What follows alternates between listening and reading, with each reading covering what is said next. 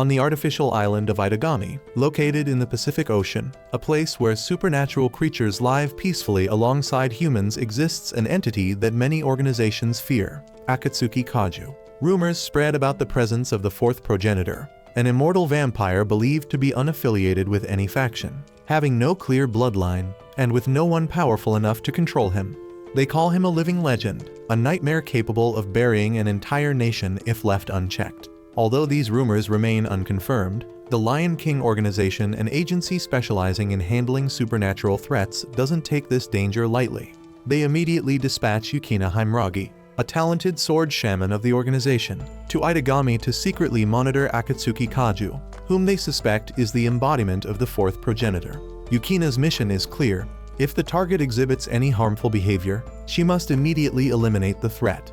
While Yukina begins her mission, Kaju tries to live like a normal high school student. However, during a casual walk around the school grounds, he accidentally sees Yukina tying her shoelaces.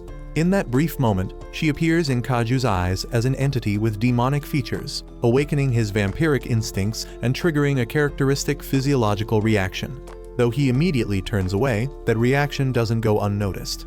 After returning to class, Kaju realizes he has no motivation to continue studying, especially when his close friend Asagi is absent, making the atmosphere feel emptier.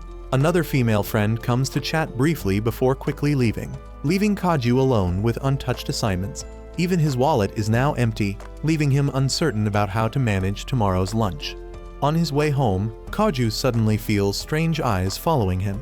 He enters a nearby supermarket, pretending to shop while checking his surroundings. At the exit, his gaze meets Yukina Himragi, the new student at Seikai Academy whom he had seen that morning.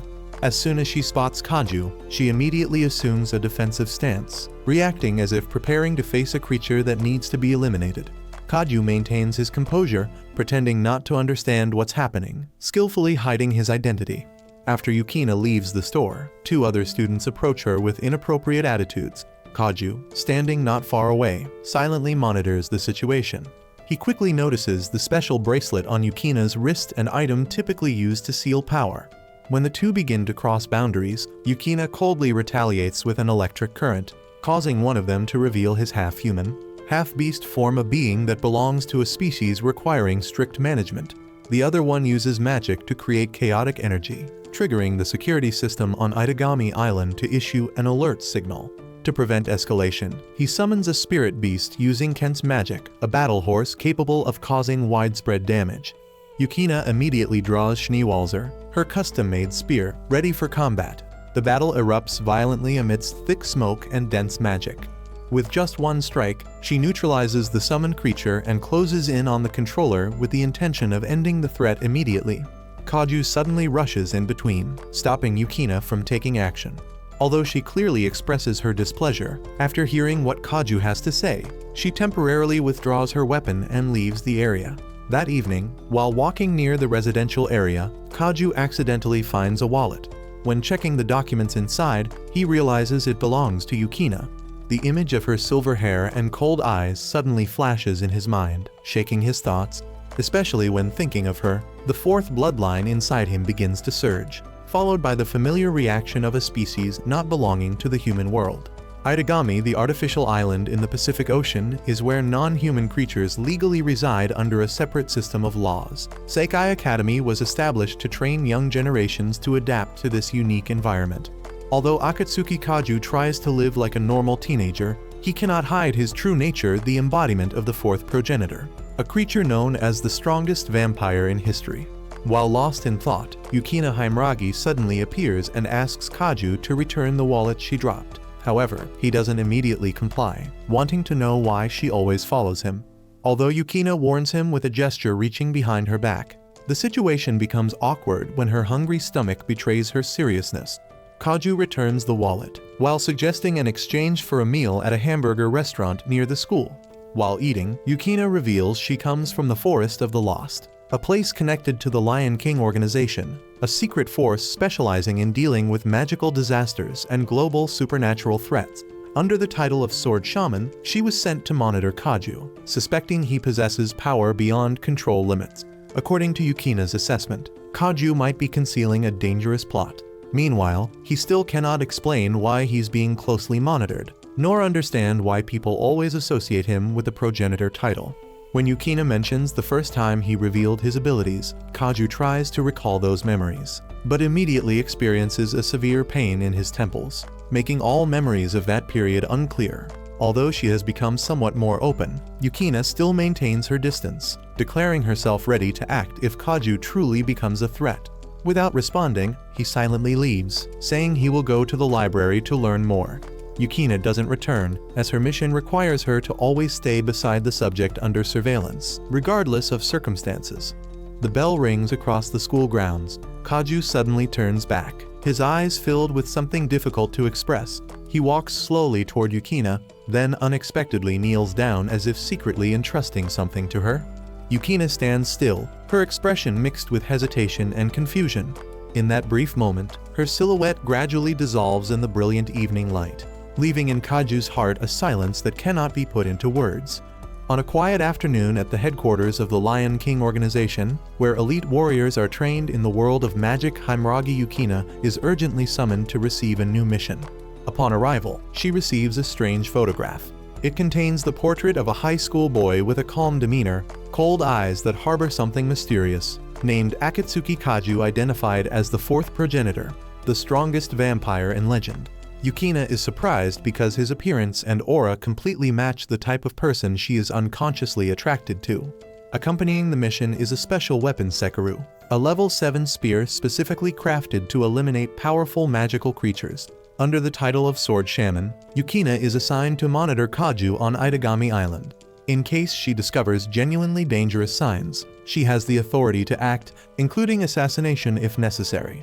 At that very moment, throughout Seikai Academy and the island city, there's a commotion about a magical creature chase occurring in a residential area.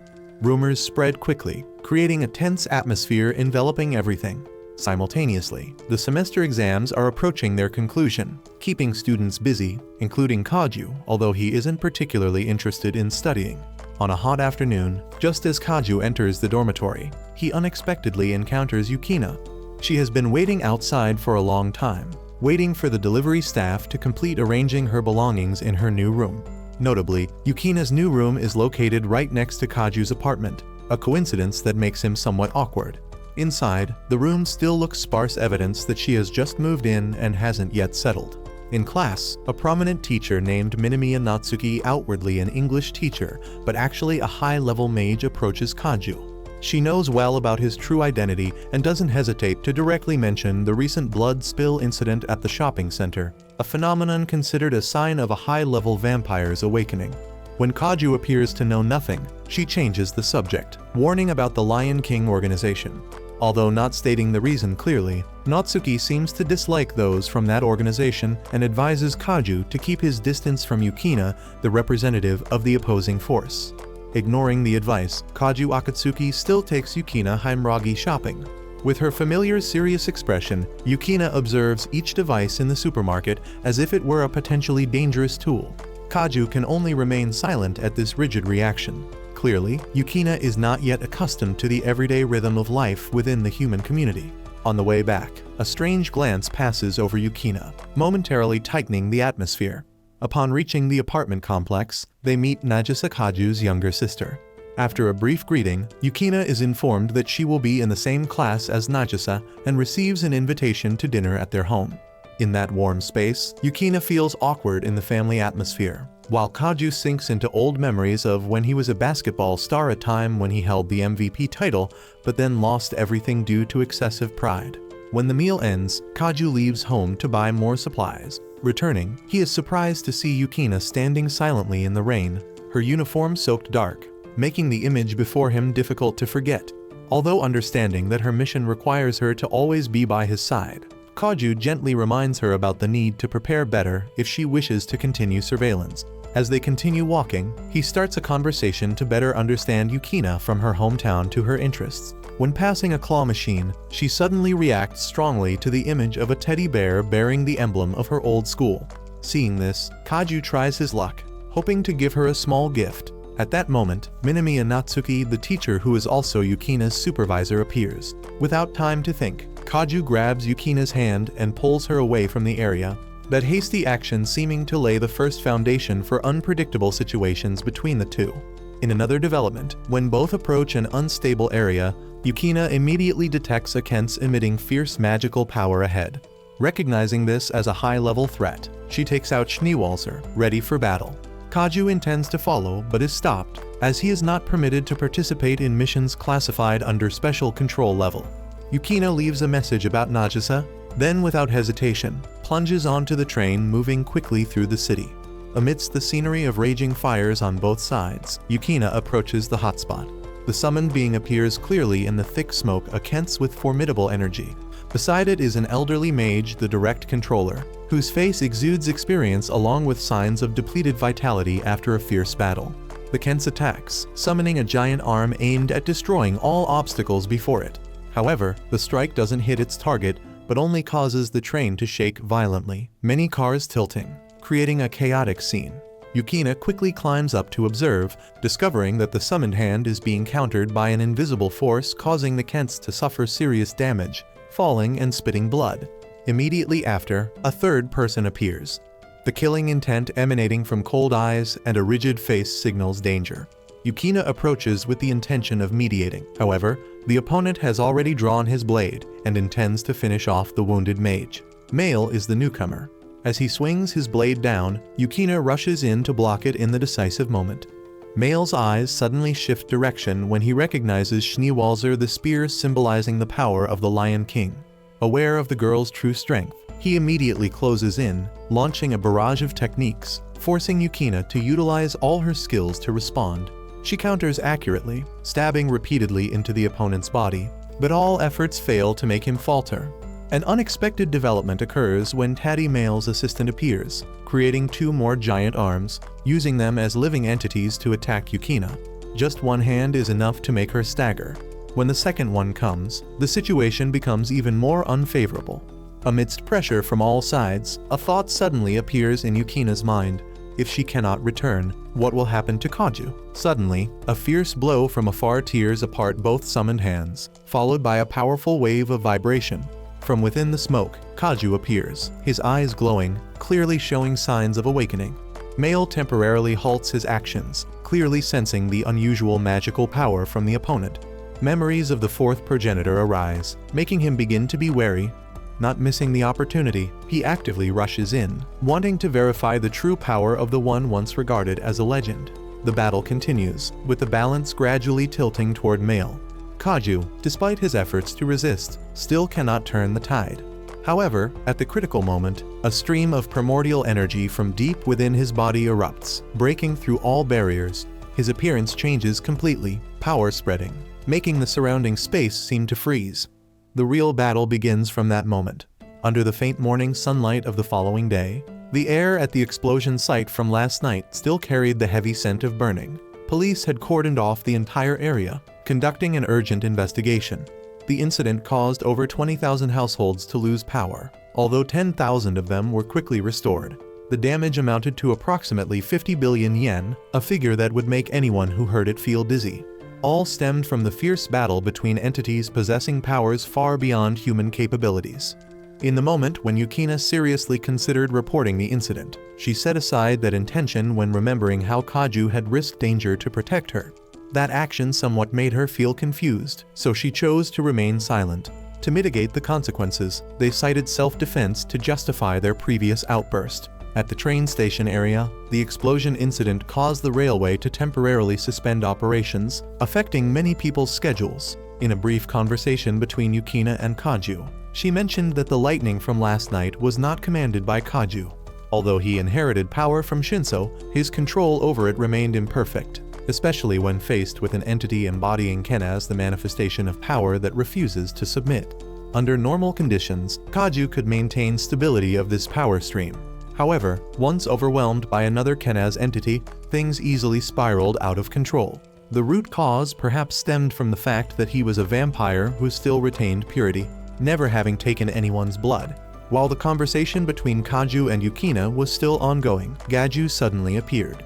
His sharp eyes quickly examined the peculiarity in Yukina, thereby issuing a warning that Kaju should be more careful at school. At that moment, Asagi came looking for Kaju to inquire about the night's incident, while also wondering about the girl who had stood by his side when it happened. Soon, rumors spread throughout the school when a new female student with a striking appearance transferred in. Attention immediately focused on Kaju, with numerous male students expressing interest and wanting to know more about that girl. The commotion continued until teacher Natsuki entered the classroom, calling Kaju to the office after lunch. Accompanying her was that very new female student. At the teacher's office, another student unexpectedly approached, trying to probe the relationship between Kaju and Asagi. He only affirmed that they were nothing more than close friends. At that time, Asagi stood nearby, silently tearing up Kaju's report. Natsuki continued presenting evidence about the previous explosion, including photographs of victims. Some were in comas, while the suspected demon hunters had not yet been captured. Since Kaju might be chosen as the next target, she requested that he absolutely not leave home at night. Before leaving, Natsuki returned to Yukina, the lost teddy bear. After the chaos, Yukina began to synthesize the strange details surrounding the girl they had encountered. From her sharp judgment, she determined that the opponent was not an ordinary human, but a product of advanced biotechnology. Clues about the third person who appeared at the same time Kensei and Kenzu were attacked were also placed under Yukina's suspicion. Although she had investigated many areas around Itagami Island, intuition led Yukina to a more remote location, a place few people paid attention to. Kaju immediately contacted Asagi to track down classified data. Thanks to her superior skills in cybersecurity, Asagi quickly discovered the coordinates of a research facility hiding behind a barrier seemingly related to the artificial entity. Yukina decided to check it out. Although initially not wanting Kaju to come along, she accepted on the condition that if the situation became complicated, he must immediately withdraw. Both headed towards an abandoned structure deep in a forgotten area. After breaking through the deceptive outer barrier, the real door appeared, opening the way into the central area. Inside was a vast laboratory. Here, numerous artificial entities were being kept in hibernation, or imprisoned, a discovery that made Yukina even more certain that the incident harbored many more dangerous elements than they had thought. From the opposite side, a girl identical to the one they had met last night suddenly appeared, along with a warning about an impending danger. She revealed that Itagami Island would face the risk of being completely submerged, as the organization behind this facility had achieved a power beyond imagination, a power related to the eternal treasure.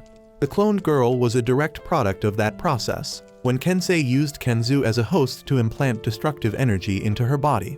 However, since the artificial body couldn't endure for long, she was forced to absorb life force from defeated demons to extend her lifespan.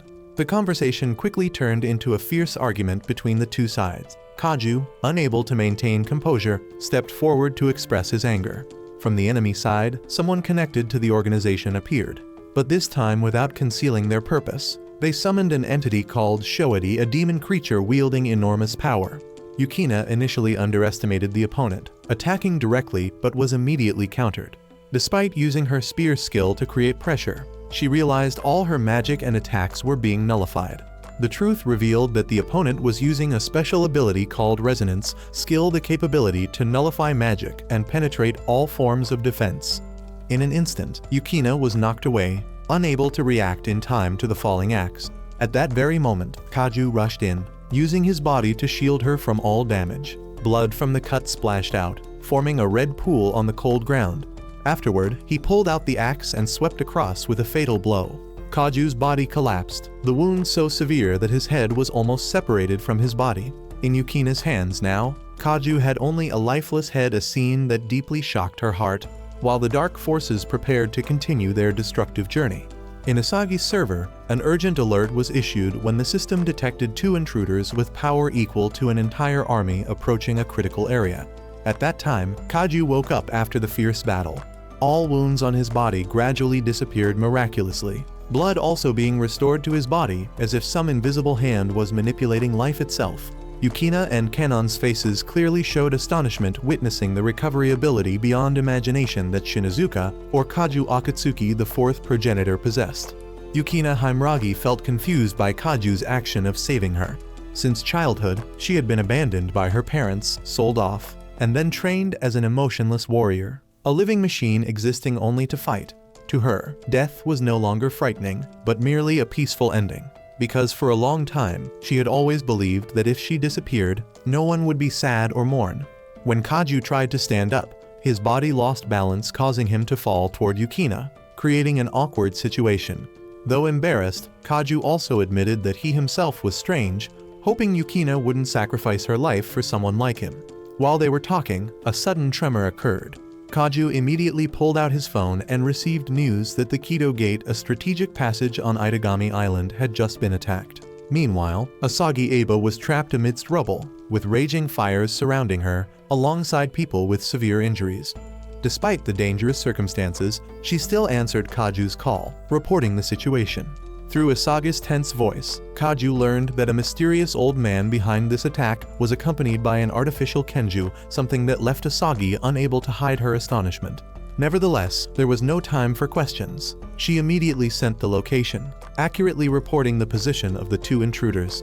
The area they were targeting was just a special steel block, the central connection point between the four main directions of the island. Kaju asked more about the treasure, the true objective of the raid, but Asagi informed him that information belonged to military secrets. Therefore, Yukina had to intervene to break through the firewall, although she felt uneasy about it. Despite Yukina's obstruction, Kaju said something that made her think, and she eventually agreed to let him drink her blood. It turned out that this action was a way to make the Kenju within Kaju accept unification with Shio, his hidden power, and Yukina knew well that he couldn't do this without being fully activated. Although Kaju didn't want to cross boundaries, Yukina's persuasion left him no other choice. At the same time, a third person appeared at the central core of the island. Kaju and Yukina quickly arrived, just in time to face the stranger. A heavy dialogue began, revolving around ancient matters, secrets buried in the history of this artificial island. The intruder declared he wanted to reclaim the foundation stone, something that was the root of life on the island. However, if it were removed, the lives of over 500,000 residents would be threatened. Yukina tried to persuade him to choose legal options to take back what belonged to him, rather than destroying everything. Nevertheless, the old man flatly refused and called Tatara into battle. Faced with the tense situation, Kaju jumped into the fighting ring, preparing to release tremendous energy from deep within his soul. The battle once again commenced, not just to protect Itagami Island, but also a battle of memory, honor, and especially survival. Amidst the fierce exchange, Himuragi Yukina suddenly rushed onto the battlefield, requesting to join the fight. She actively took on the task of confronting Astarte, while Kaju Akatsuki was entrusted with the important responsibility of stopping Magus Craft's actions, the mastermind behind this entire dark plan. As Yukina began to unleash powerful attacks, her opponent, someone with a strange identity, realized that Yukina's power was increasing significantly. Not wanting to be pushed into a disadvantage, he immediately activated a special battle armor, a weapon that had been prepared beforehand to confront those with extraordinary abilities. However, Yukina had no intention of backing down. She summoned Kenju, one of the special skills belonging to Seikai, quickly changing the situation. Her unexpected counterattack sent the opponent flying back. Just as Yukina was preparing to deliver the finishing blow, a violent collision erupted due to Tatiana's intervention, creating a series of strong shockwaves, causing the entire server system to issue emergency warning signals. When Yukina realized her attacks couldn't penetrate the thick protective armor surrounding Astarte, she immediately reinforced her spear Schneewalzer, using all her strength to break through the defensive barrier. Kaju understood her action and quickly signaled for Kenju to attack in coordination.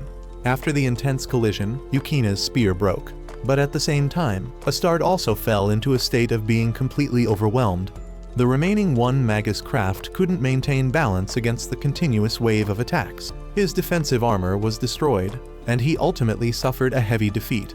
Immediately after the battle, Kaju embraced Yukina, then suddenly jumped down to Astarte, using the ability of the fourth vampire to bite the neck of this artificial girl.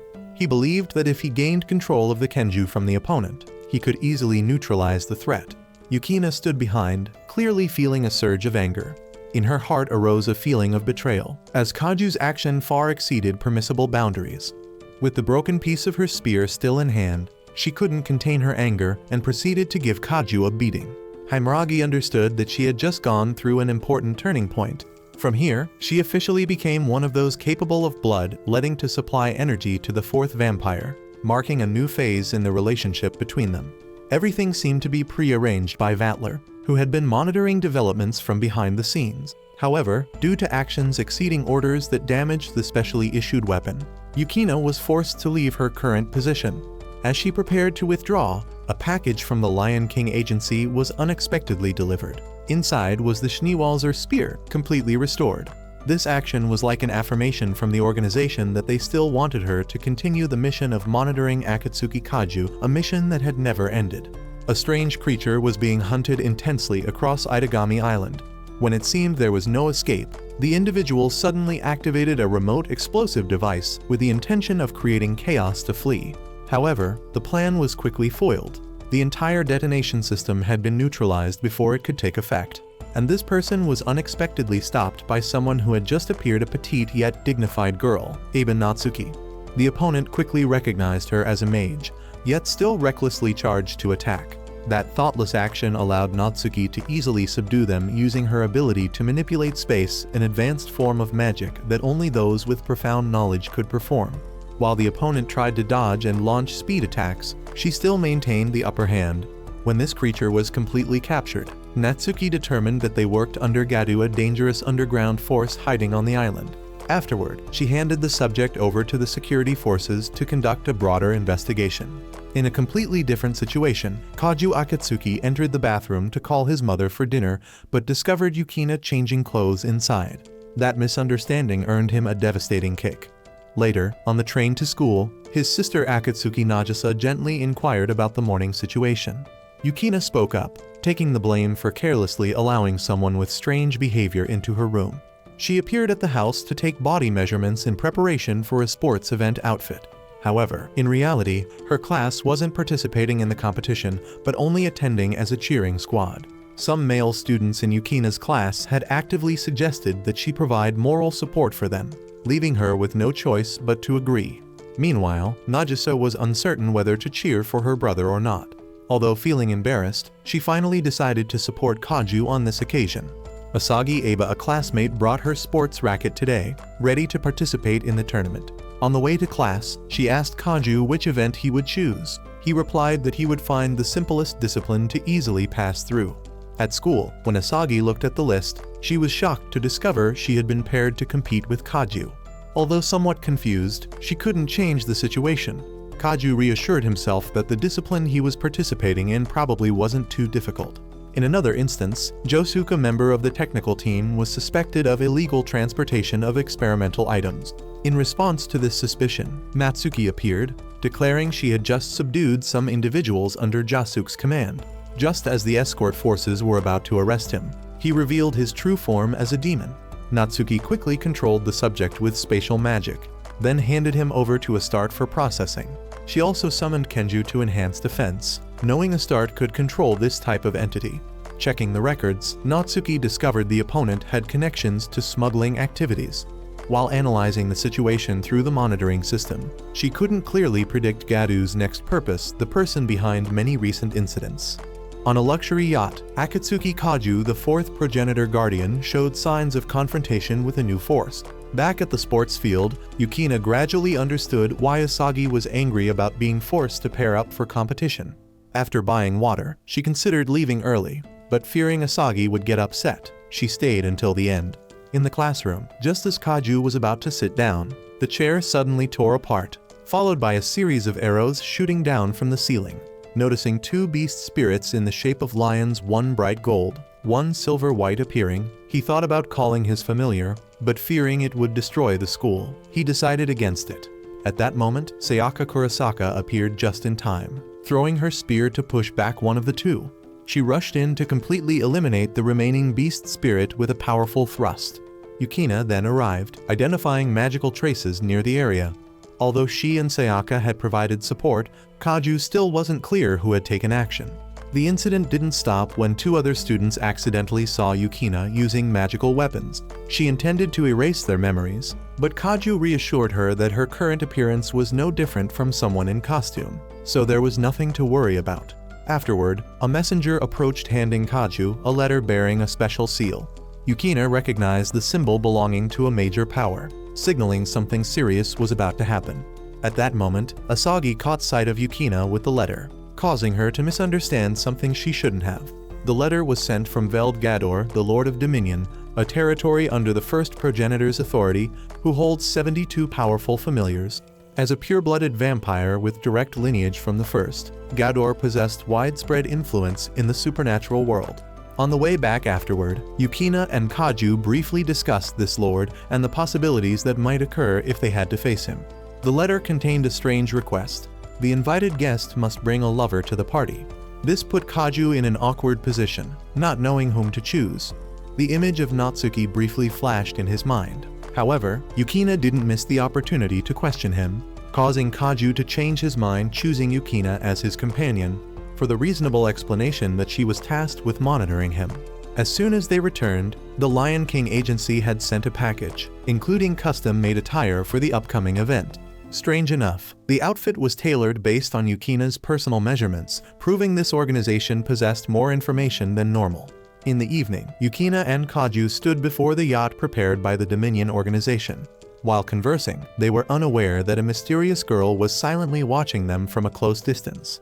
Inside the yacht, when both entered and saw no one, they decided to go to the highest level to check. It was there that an ambush occurred. They were attacked by a masked person, forcing them to quickly switch to a state of high alert. Not long after, Veld Gador, the powerful Lord of Dominion, officially appeared and began introducing his identity and the true purpose behind that mysterious invitation. Immediately after Vatler completed his greeting, which was somewhat dramatic as usual, a series of sharp knives and forks suddenly flew toward Kaju, making the atmosphere in the room tense in an instant. Himragi Yukina reacted extremely quickly, recognizing that the culprit behind that attack was none other than Sarilyn, also known as Kurosaka Sayaka, an old friend who had fought alongside her in Lion King organization missions. Sayaka was delighted to see Yukina again after a long time.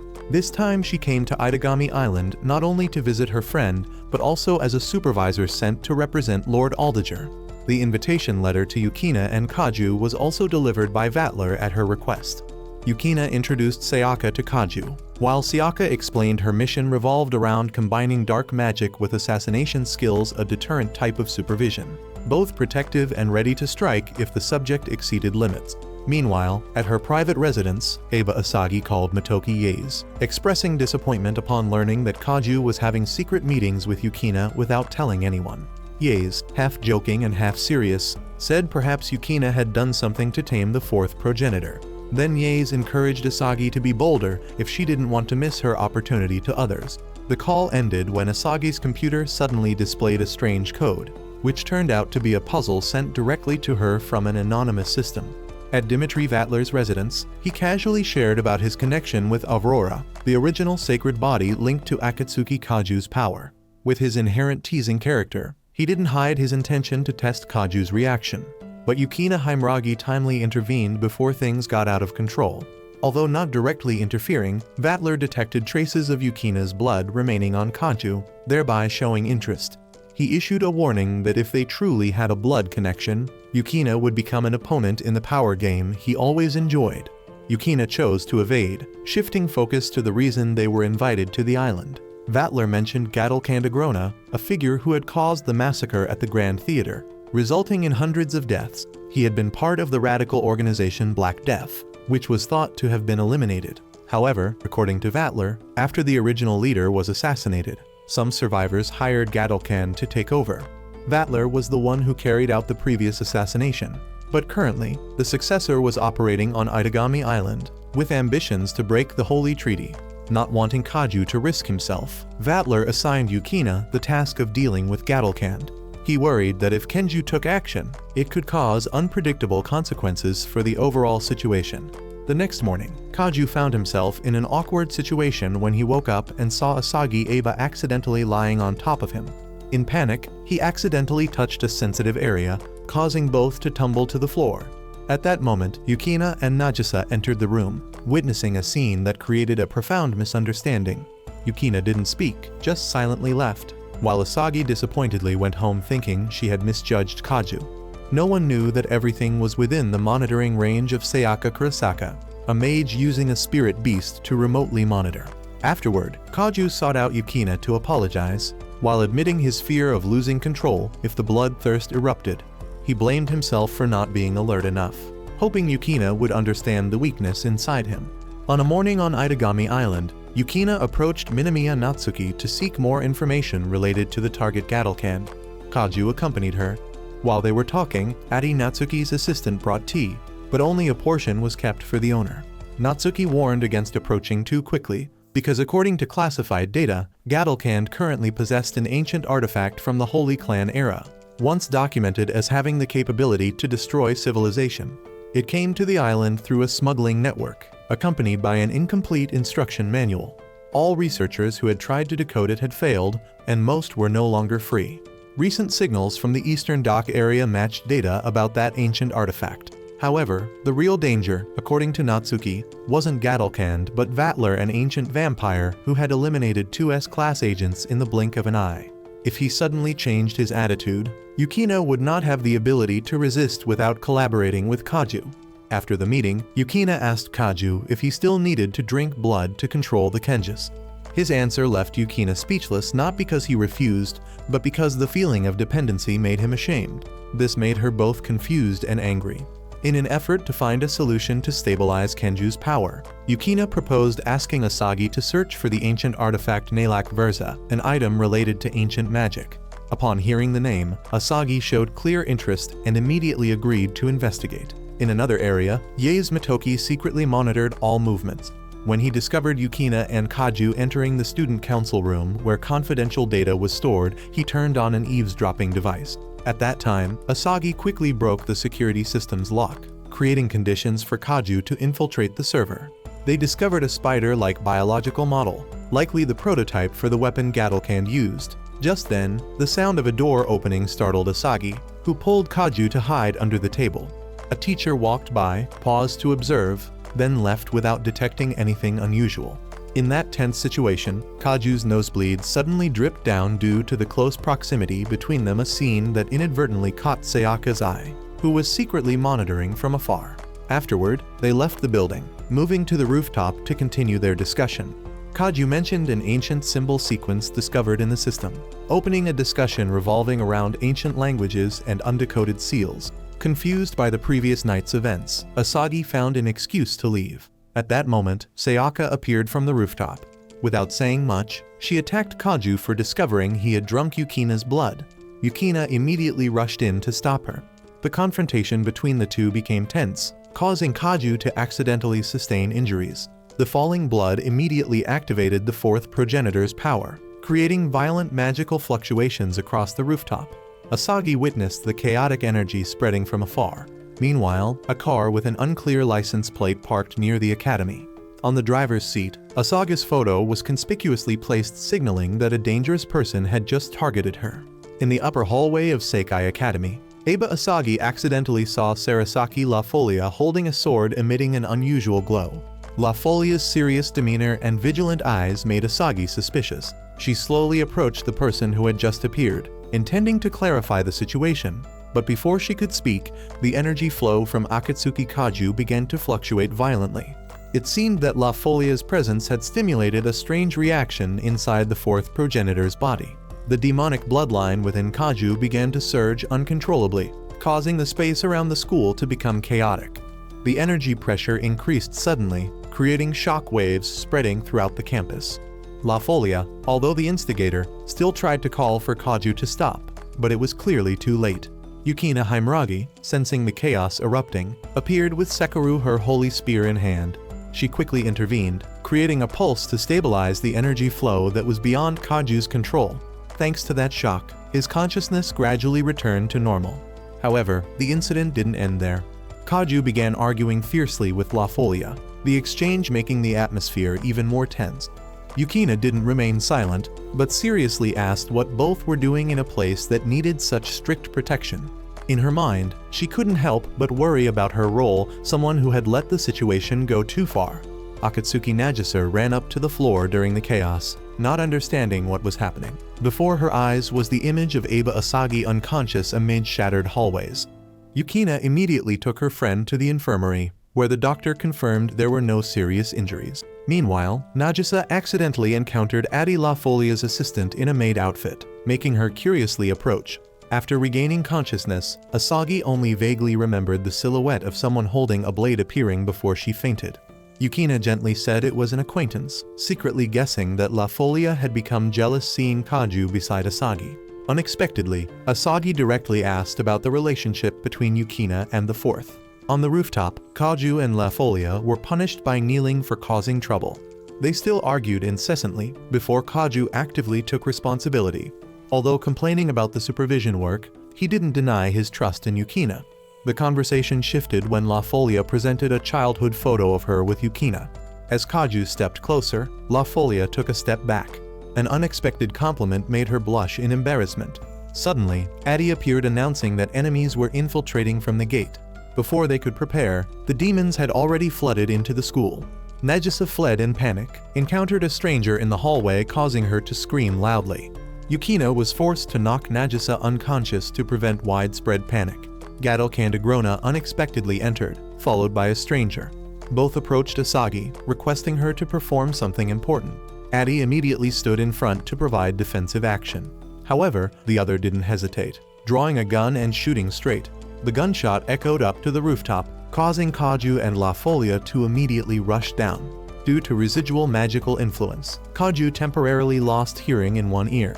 Upon arrival, he was stunned to see that Yukina and Asagi had been subdued and taken away. A long night of uncertainty began. At the infirmary, Kaju encountered severely wounded Adi, with blood soaking her sleeve. She had just regained consciousness after the intense conflict. At that time, Jerd, someone from the unit pursuing the attackers, secretly took a special pill hidden in his sleeve. After a few seconds, his body glowed, magical energy helping him float in mid-air. Kaju, Yukina, and Jerd were escorted onto a military helicopter, completely losing control. With no choice, Jerd swallowed all the remaining pills, creating an artificial clone through signals emitted from the device in his ear. As soon as the clone appeared, an unidentified force attacked directly, taking it down in an instant. Jerd was knocked off the aircraft, falling into the deep lake below. Yukina and some others remaining on the ship were still safe. Nagisa alone began falling into a state of disorder. Yukina revealed that Kaju's sister had previously undergone an intervention related to demon entities, leading to severe psychological trauma. When brought to the hideout, Gadokand handed Asagi an ancient book containing information about Nalakubra, an ancient god capable of destroying both the Fourth and the Shinu Kingdom. He wanted to activate this destructive power through an ancient command. On the retreat path, La Folia thanked Sarasaki for saving Adi in time. However, the group was immediately blocked at the transit area. That was also the point they needed to reach. Kaju didn't hesitate, carrying La Folia and jumping across the ship's hull, approaching the safe base. As soon as they set foot inside, Natsuki Minamiya appeared just as a powerful explosion destroyed the storage compartment. After the explosion, Vatler emerged with his perpetual smile. It was all a trap, designed to lure Itagami Island's defense forces into his experiment, a place containing a new weapon beyond control. Immediately after, Nalakubra was summoned. The ancient god, originally stored since ancient times, had now awakened, beginning to attack the defense team mercilessly. All defense systems became useless against its destructive power. Agrona at this time also received notification that the blood artifact and evolved combat form had begun firing. Yukina couldn't understand why Vatler, someone with overwhelming power, would agree to support Agrona and allow the immortal dragon to intervene.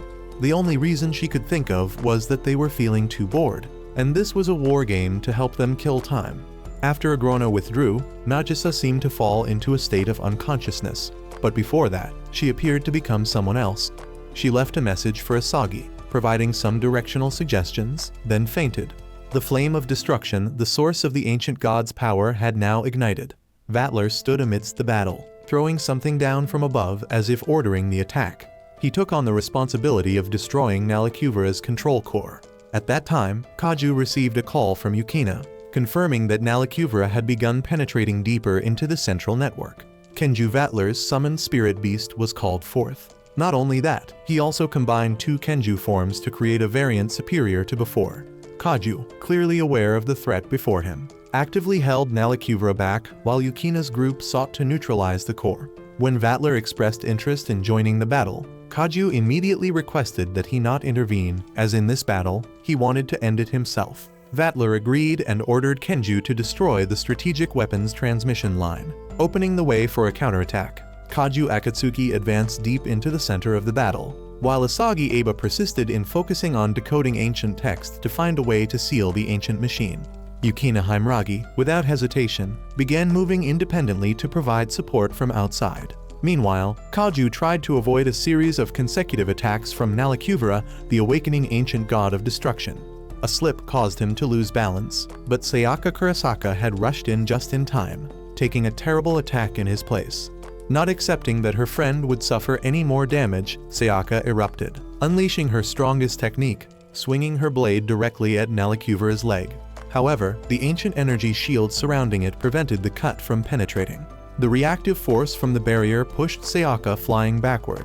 Kaju at that moment called forth Kaju, his spirit beast, and created an overwhelming move to save her from danger by a hair's breadth. Nevertheless, the collision between two such large energy sources pulled both into a deep pit beneath the ground. Fortunately, neither Kaju nor Sayaka encountered serious danger. Upon awakening, Sayaka unfortunately slipped once more, falling directly onto Kaju, making her extremely embarrassed as her wet body had accidentally pressed against him. To avoid misunderstanding and help her save face, Kaju immediately took off his outer jacket to cover Sayaka. Amid the damp space, water columns continuously shot up due to underground pressure. Nalakubra continued to regenerate, crawling up from the ground at an extraordinary speed thanks to its self-healing ability. Meanwhile, Asagi had finally completed decoding the ancient character sequence, a piece of information playing a crucial role in disabling the control system of this ancient weapon. Yukina, by then, had infiltrated the central protection area of the base. She quickly subdued those standing guard and went deeper inside. The scene before her eyes left her astonished, a series of Nalakubra machines in the activation phase, ready to be deployed outside. On the battlefield, Agrona Gadalkan clearly revealed his ambition to control the entire ancient army. He asserted that even Vatler didn't grasp the true scale of the plan. The ultimate goal was to erase Itagami, the land protected by the fourth progenitor. After transforming his shape, he attacked Yukina with great lethal pressure. Overwhelmed in the first exchange, Yukina was forced to retreat to retrieve Schneewalzer, then activated full power. The confrontation continued fiercely. Although Yukina wasn't completely dominant, she succeeded in cutting off one of the opponent's arms. Despite the injury, Agrona didn't falter but quickly used hostages as shields, then activated the system, gaining control over Nalakubra. In the basement, Sayaka, having recovered from the fall, suddenly embraced Kaju, giving him blood for recovery. This action not only increased the Fourth's power, but also served as a commitment to accompany him. From afar, Canon, Canes, and Vatler witnessed the scene, with Vatler expressing satisfaction seeing Kaju beginning to mature. At that moment, a pillar of light shot straight into the sky, a signal indicating a new Kaju was being summoned. It was the Fourth's wrath in the form of a white divine war horse. Agrona gradually lost his position as he couldn't maintain control. In an effort to restore the situation, he connected directly with the core system. Natsuki Minamiya intervened just in time, teleporting Yukina away from the danger zone. Simultaneously, she ordered the evacuation of Sayaka and Asagi. The battle began to tilt toward the island's defense forces. As Yukina prepared to return to provide support, her phone rang. The caller was Asagi Aba. Through her worried voice, Asagi announced that the enemy had completed decoding Nalakubra's control structure, pushing the situation into a high alert state. Sayaka, still watching from afar, couldn't help but wonder when she saw Yukina approaching Kaju as the Fourth's energy fluctuated violently. Nevertheless, Yukina continued advancing without hesitation. Above the central area, Kaju had summoned Kaju to fight against the destructive Nalakubras. However, a strange energy flow from an unidentified direction knocked the spirit beast away, revealing the presence of a commanding entity, one capable of directing the entire army. Not letting Kaju fight alone, Yukina joined the battle. When passing by Sayaka, she suddenly noticed Kaju's jacket on her friend's shoulder. An indescribable feeling briefly passed through her. But before her eyes were low-level Nalakubras closing in, giving her no time to think. Kaju continued to summon a second spirit beast, a battle lion form of Kaju, notable for its powerful close combat ability. Despite using full force, the spirit beast still couldn't penetrate the extremely hard armor of the lead entity. As the battle situation became deadlocked, Yukina received news from Asagi that a self-destruct command had been integrated into the system, only activatable when Nalakubra's body was forced to restructure. The condition was to cause serious physical damage. Sayaka immediately transformed her short blade into a bow, channeling all her spiritual power into the arrow and shooting straight up. The barrier erupting from it paralyzed all the subordinate Nalakubras. Kaju took advantage of that decisive moment to launch a finishing blow aimed directly at the commander. Just when the battle seemed to be tilting in their favor, Agrona Gadalkan, the mastermind behind the entire plan, suddenly appeared from the shadows and attacked Yukina. However, that deadly strike was blocked by Kaju's unexpected intervention. Not waiting for the opponent to recover, Yukina rushed forward, determined to end the battle. She threw a device containing a special audio recording into Nalakubra's main control core, activating the self-destruct mechanism Asagi had previously installed. A chain reaction occurred. The entire control system was disrupted. The body of the queen froze into stone and quickly shattered. Other machines were also destroyed accordingly. As the dust settled, Yukina turned back to look at Sayaka with a serious gaze, asking about letting Kaju drink her blood. Sayaka gently admitted that in the dangerous situation, it was the only choice she could make to preserve both their lives. Elsewhere, Vatler, who always enjoyed observing the battlefield from afar, smiled in approval of the recent coordination. When withdrawing from the area, he opened a letter just delivered. It was a notification approving the new position. He had been assigned a high-level diplomatic power position on Itagami Island. As the new ambassador plenipotentiary, Vatler's upcoming time would certainly no longer be as boring as before. In a chaotic moment in the sky, a large airship suddenly burst into intense flames. The cause originated from a girl possessing power far beyond ordinary humans, who had just torn the gigantic machine apart amid the clouds. On the deck, a warrior carrying a sacred sword appeared as the last protector, ready to stop that destructive action at any cost. However, the confrontation between these two opposing forces didn't last long when a deformed entity suddenly appeared, calling the girl B2 a mysterious identification code containing many implications. It declared that one of the other airships was in a state of missing without clear cause. At that moment, as the girl glided past the person holding the sword, an unusual phenomenon appeared in the sky, a dim light zone clearly showing the silhouette of an entity called the Angel as Jahanko. That light left the warriors stunned, restless until the next day. After that battle, Kaju was called continuously throughout the night by Seiya, although she didn't provide any clear reason. Yukina, who was always allergic to hearing male voices through headphones, couldn't accept that type of telephone communication. This made her visibly upset, choosing to separate from the group to go alone, causing her classmates to notice her unusual fatigue and suspect she was dealing with personal relationship issues. Asagi also appeared at the same time, her face clearly showing lack of sleep. The simultaneous exhaustion from both girls caused increasing suspicion from those around them. After class, Asagi expressed her desire to meet Kaju privately at the end of the day. As promised, he arrived at the place she designated, where Asagi suddenly requested him to take off his outer jacket for her to use as drawing reference. During this time, Kaju suddenly remembered the image of a strange girl crying alone while looking at an old photograph, evoking an incomprehensible feeling mixed with obsession. Afterward, Asagi expressed disappointment, then silently left to return to the drama club. Upon returning, she brought many performance props, giving Kaju a suit with a request to change clothes. He felt quite strange wearing them alone, so Asagi also changed into her own costume, this time a maid uniform. The atmosphere became lighter when she began taking photos of him continuously, while Kaju also took the opportunity to capture that moment with his phone. However, amid seemingly harmless interaction, Asagi suddenly questioned Kaju about what he was hiding. In return, she proposed a deal. If he agreed to tell the truth, she would answer any question he asked. Finally, she arranged to meet him on Saturday evening to resolve that issue. That very night, Sayaka called again. This time, she announced that she was preparing to move to another city because an important figure had just arrived in Japan, and the mission to protect that person fell to her. Just after ending the conversation, Kaju caught sight of flames rising from an area in the city, signaling a new crisis about to occur. The next morning, Kaju began monitoring his sister Nagisa's movements with a worried expression, thinking she was hiding something unusual. However, that plan was quickly stopped by Yukina when she appeared with a serious face, clearly expressing the doubt in her heart. They then decided to follow Nagisa together to the rooftop area of the school.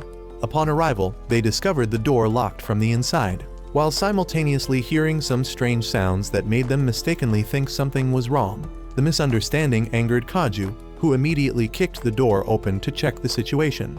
However, the scene behind the door was simply a small cat walking around, accidentally creating the strange sound earlier. Kaju turned to question Nagisa about the content of the letter she was hiding, thinking there was something important that needed clarification.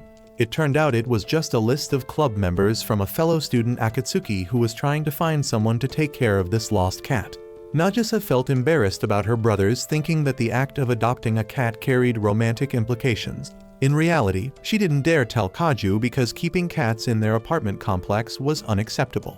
Meanwhile, Kaju was curious about where this cat came from.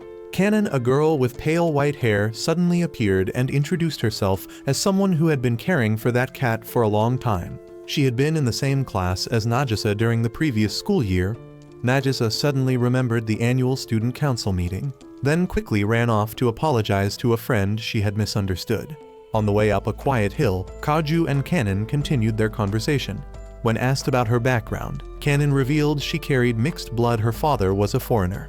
Her childhood was associated with an abandoned monastery, where she grew up spending most of her time caring for homeless kittens. Although loving them dearly, she still carried the worry of not knowing whether she could stay with these small creatures forever.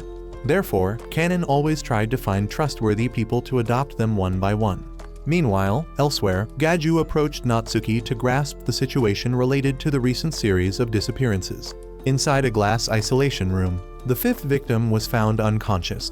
That woman had lost an important part of her internal organs around the diaphragm and kidneys, signs indicating these were no longer ordinary attacks. Vatler appeared, issuing a warning that the soul of that woman possessed an unusual attraction, possibly having attracted a dangerous entity. All signs indicated everything was related to a mysterious girl who had appeared the previous night, coinciding with the time a battleship completely disappeared from the control zone. The military couldn't confront this creature, as its power far exceeded any human weapon system. Vatler clearly expressed a determined attitude, affirming that Kaju was not allowed to intervene in the case simply because he couldn't defeat that girl. If he persisted in getting involved, what awaited ahead was only a meaningless death. When Canon handed the cat back to a student who lived near her former home, that little girl began sharing about the painful memories once tied to this place. Years ago, Canon was a victim in a serious accident, and what made people shudder was that only she survived amid the ruins. After finishing the story, the little girl silently left, leaving Canon with the small cat just found the last creature still by her side after everything. With a melancholic gaze, she decided to personally raise that cat as a way to continue an unclosed piece of memory. At that moment, Natsuki appeared, not hiding her seriousness when discovering animals in the school grounds, something forbidden by regulations. Nevertheless, she temporarily set aside the rules on the condition that Kaju must agree to accompany her that evening to perform a special mission. As agreed, Kaju showed up, this time accompanied by Yukina. Natsuki presented a series of unusual incidents, specifically the event 3 days ago, while emphasizing that within just 2 weeks, 5 similar incidents had occurred. Tonight's objective was to trace the whereabouts of those using false forms to cause trouble. As soon as the warning was issued, the suspect appeared. Natsuki immediately activated the attack signal, with flares exploding in the air to disorient hearing. In an instant, the entire group was teleported to the central combat zone. 2 strange entities were engaged in fierce confrontation, causing the ground to shake violently. Yukina drew her spear, preparing for battle, while Natsuki tried to seal both with magic. However, the opponent's power exceeded expectations, easily escaping the magical chains. The situation spinning out of control forced Natsuki to change direction. As the surrounding area began to crack, she deployed a new barrier to stabilize the structure, while calling forth Kaju with the 9th attribute to hold the enemy. Yet, before the counterattack could be launched, the opposing entity struck first. In that brief moment, a fatal blow was delivered, knocking off the mask of the one hit. The person who saved Kaju at that time was none other than Canon, her eyes blazing, coldly taking action by instinct. The act of driving her nails into the enemy's eyes, then finishing like a wild beast, silenced the entire battlefield. Afterward, Canon spread her wings, flying into the night, leaving countless unanswered questions. The remaining traces led Yukina and Kaju to an automation technology company where Canon's foster father worked. However, at the main office, they received news that she wasn't present.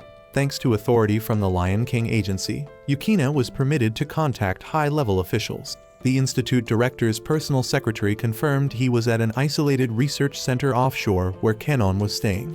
After some exchanges, the female assistant directly escorted the two to the landing pad. During the flight, Yukina tried to stay calm, despite her fear of heights. In her mind, images of young Canon appeared a child not adopted out of love, but to serve experimental purposes. That thought made Yukina inadvertently think about herself, about the difficult-to-name similarity between two fates. The trip took them to a remote island, with the research facility located in an unidentified zone. As soon as they set foot on land, the pilot had already left after a warning message. The feeling of isolation immediately appeared when they discovered this area was empty. Without a single person, no communication signals. Yukina began manually marking the path as a precaution, while both fumbled through the war-torn terrain. The pressure from prolonged silence gradually eroded their spirits, making them doubt the ability to retreat if things went beyond control. Meanwhile, at an old chapel where Canon once lived, Sayaka silently traced the remaining clues. She found many cat hairs, proving this place once had activities. While observing, Kaju suddenly appeared. The strange aura from him made Sayaka cautious. After some scrutiny, Kaju agreed to share confidential information related to the Kaz organization on the condition of secrecy. Through the brief conversation, Sayaka discovered that the center of all recent chaos revolved around two special individuals, Kiriha and Canon. At that time, Nagisa and Asagi came to the church to inquire about Canon. Upon seeing Kaju, Asagi immediately recognized him as the person who had attacked her in the past, causing tension to quickly spread. The heated exchange caused the conflict to escalate, forcing Kaju to summon Kenju to prevent any terrible things from happening. However, the control of Kenju was still not completely stable, making the situation more chaotic. Outside, Yukina entered soaking wet, still holding her familiar spear. The reason was that Kaju had thought of a way to catch fish by creating electrical pulses in the water, a bold but impractical idea. Seeing this, Yukina silently prepared a simple dinner beforehand. Although called dinner, all the food was prepared from coconut, the only ingredient they found on the island. When Kaju drank coconut water, he suddenly recalled childhood memories, playing cooking with his sister Nagisa and getting a stomachache from eating too much. At the same time, he also remembered his promise to Asagi, something he had been hesitant to fulfill. Meanwhile, Yukina silently observed the sunset scene on the beach, the sunlight dyeing the horizon red, creating a peaceful landscape amid chaotic days. Elsewhere, Asagi was tracking Kaju's traces through her personal supercomputer. After many searches, she discovered a photo capturing Kaju and Yukina boarding a mysterious flight heading toward two offshore islands. Based on flight data, the computer determined the coordinates of the destination and the takeoff time. Sayaka then dispatched a Coast Guard team deploying speedboats to approach the target area. Back on the island, the weather began to turn cold. The chill creeping through the canopy made the atmosphere even more eerie. Kaju couldn't find Yukina anywhere, so he followed the faint footprints on the sand, following the soft silver moonlight. Walking until reaching a lake where the moonlight reflected sparkles, he saw Canon bathing. The unexpected scene caused Canon to turn her head, her ice-cold eyes locking onto Kaju. In an instant, without warning, the stream of power emanating from her left Kaju no time to react, collapsing on the spot. Looking down at his hand, Kaju noticed a small streak of blood flowing from his nose. Surprised by his body's reaction, he quickly turned back toward the lake where he had just seen Canon. But the scenery now only showed the still water surface with the moon's reflection. No trace indicated she had ever been there. Immediately, Yukina appeared behind him, her spear coldly touching Kaju's neck as a warning. Not allowing him to look back, she carefully observed the blood stain and directly asked who had caused him to react that way. Kaju affirmed that he saw a girl who looked very much like Canon, though she appeared slightly older.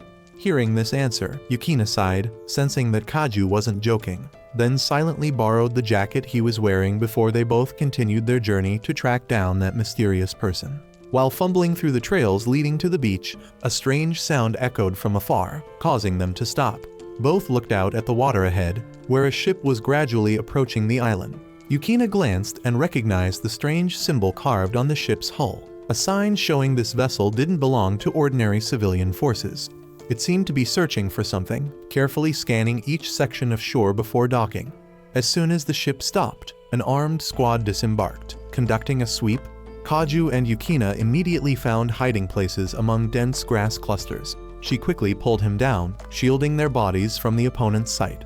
Upon closer observation, Yukina discovered that the group wasn't using rubber bullets as in training, but real ammunition. Clearly, this mission's target wasn't simple. With no other choice, Yukina sprang up, launching a direct attack. She fought tirelessly, facing 3 to 4 enemies simultaneously, while Kaju also exerted full force to resist. However, those soldiers weren't easily defeated. Although both fought seriously, the battle situation remained completely unfavorable. Just as the encirclement tightened, gunshots suddenly rang out from afar, simultaneously taking down the approaching group of soldiers. The shooter was none other than the girl Kaju had seen earlier by the lake, someone who resembled Canon. She introduced herself as Fiora, admitting she had met Kaju before under different circumstances. Surprisingly, Fiora had just used the last bullet in her cursed gun to save his life. The boat she arrived on was actually remotely controlled by a mothership. And now, the mechanized units on board continued deploying reinforcements to the ground. The opponent's ammunition proved ineffective against Fiora's power. In response, Kaju summoned the 5th level Kenju, unleashing a wide-range attack, sweeping away the soldiers and the newly docked ship. Meanwhile, in a secret area on a cargo ship, a strange ritual was taking place. An artificial angel was about to be recreated. When the mask was broken, Windmaster warned that if this entity were released, the consequences would be no different from a natural disaster. No one could control it when fully awakened, as its nature was originally created as a desperate weapon. The goal of the organization behind this was to use the artificial angel as a type of biological bomb. The only survivor who had contact with it was the daughter of a hematology research professor, who now imprisoned the 4th progenitor. That girl claimed to have captured Kaju, and now he and Yukina were being held at the Goldfish Bowl testing facility, a top-secret facility beyond the control of any international organization. At that time, someone appeared claiming to be a princess from a distant country Folia, but contrary to her noble status, she showed friendliness and closeness to both Kaju and Yukina. On the way to Itagami Island, she was ambushed by a strange group. Their objective was to seize Folia's body to extract royal bloodline, a rare magical source to perform an ancient magical ritual, something that could overturn the power balance if not stopped in time. In the chaotic context between supernatural forces with conspiracy to manipulate life, the secret about Canon, an artificial angel, was gradually revealed. Her creator was none other than Kane's Kensho, who was her biological father. About 15 years ago, Kanon's grandfather had an extramarital relationship, and the consequence of that relationship was her birth. Ironically, this made Canon, by blood, Yukina Himeragus aunt, an unbelievable truth that shocked the entire Chaos Palace when her true identity was exposed. The appearance of the seemingly harmless young girl quickly became a serious threat. As soon as Kaju saw her, that entity transformed into a bizarre angelic form, a creature with white wings spread wide, emanating dense supernatural energy. Meanwhile, Folia Rihavine had realized that everything was orchestrated by Kensho. He had forced innocent people through artificial spiritual evolution rituals with the ambition to create a superior species, far beyond ordinary humans. As the situation became tense, another mysterious ship appeared on the ocean. When Layla Rihavine was about to counterattack, Yukina intervened timely, because on that ship was Kensho, the mastermind behind the entire plan. He admitted that Canon wasn't just an experimental entity, but had also defeated 3 of the 7 main subjects of this project. 6 power crystals created by his own hands were all absorbed by her, making her a near holy entity, almost impossible to control. To continue upgrading Canon's power, Kensho's group decided to release her to fight once more. When the glowing chest was opened, Canon slowly awakened. Before her stood Yukina with Schneewalzer's spear in hand, determined not to back down. Despite launching a fatal strike, the spear tip couldn't penetrate the defensive layer surrounding that entity. Yukina was about to continue attacking when Sayaka Kurosaka suddenly appeared, using her Kenzoku weapon transformed into a spear to block the strike. Folia battled against a demon remaining from the project. Meanwhile, Canon flew into the air, the light emitting from her wings making everything blindingly bright. Afterward, a light shell was thrown directly where Kaju stood, forcing him to summon the 5th and 9th Kenzoku for defense. Nevertheless, Professor La Folia frankly admitted that Canon's power had reached a level beyond this world's category, something the Kenzoku could never destroy. Kaju was seriously attacked, while Yukina rushed to help him. Amid the chaos, the sea wind began to rise fiercely. A whirlwind appeared as Canon had completely lost control. Professor La Folia and the others quickly fled to save their lives. Yukina still tried to call for Kaju, who was now being held in a protective shield by Fiora Protect. At that time, Saralyn used her bow and arrows to destroy all the robots attacking the distant ship. Natsuki Minamiya was also present, having come to gather evidence to corner the Robot Research Corporation. She revealed that Folia Rehavine was still alive and currently with her group on a secret island. The group planned to head there. However, when they saw an ice pillar suddenly rise in the middle of the sea, they immediately thought Kaju had caused something unpredictable again. Although Canon Kanzaki showed no signs of consciousness, Yukina timely and carefully sealed her to prevent risks from instability in his body. Even though the external wounds had closed, in the middle of Kaju's chest still clearly showed a strange seal, indicating his condition hadn't been completely resolved. Ordinary healing methods didn't bring results, forcing them to consider another option: awakening one of the familiars capable of regenerating life force for its master. Frolacia, a vampire with deep understanding of familiar mechanisms, decided to try using blood to stimulate Kaju's recovery. Having heard this action was quite delicate, she asked Yukina to look away to avoid an awkward situation when her lips almost touched the unconscious person. However, Yukina couldn't let that girl do it alone. She immediately stepped forward, taking responsibility, cutting her own skin and using her blood to transfer to Kaju. In that moment, the bloodthirst within him gradually awakened. Power awakened, wounds quickly disappeared, and his body began to move again. After Kaju regained consciousness, Frolacia recounted everything from when he fainted until creating the ice pillar in his uncontrolled state.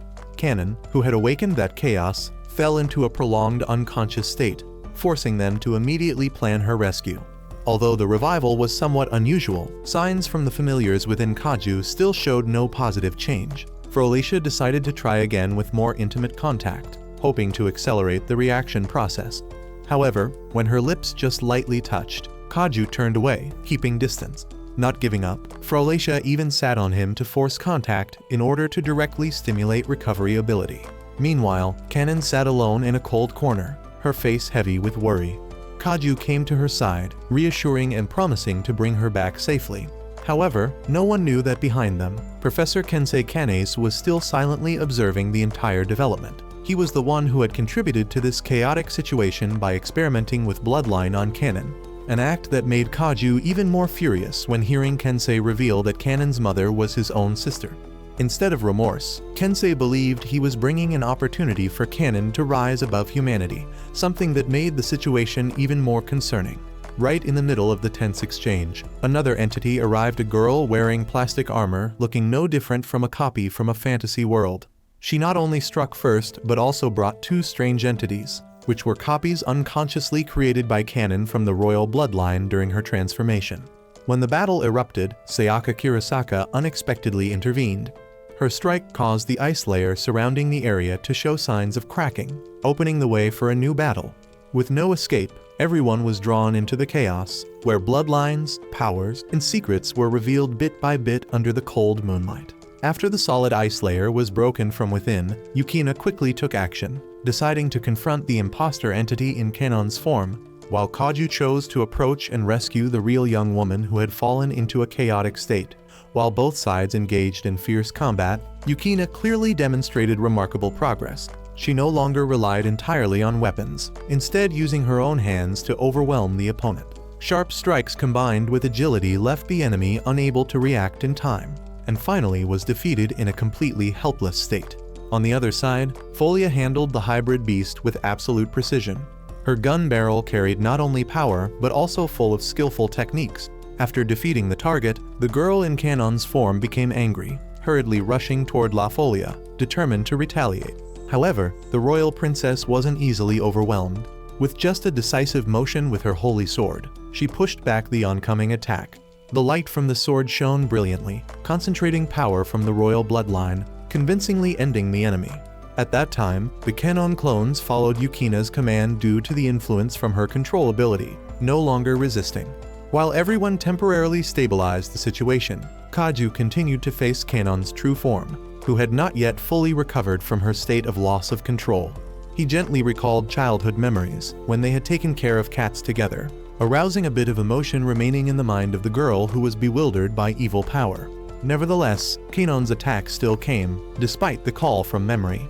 At this point, a new card was used by Kaju, the third Kenju, a spirit beast in the form of a two-headed dragon serpent. As soon as it was summoned, this creature quickly enveloped the space with a terrifying aura. The battle between the lost angel and the ancient dragon erupted in a scene of violent chaos. When the strongest breakthrough attack was launched, the barrier surrounding Canon was torn apart. Professor Kensei, who was secretly observing the entire event, was stunned by this sight, as he recognized the fearsome capability of the dragon.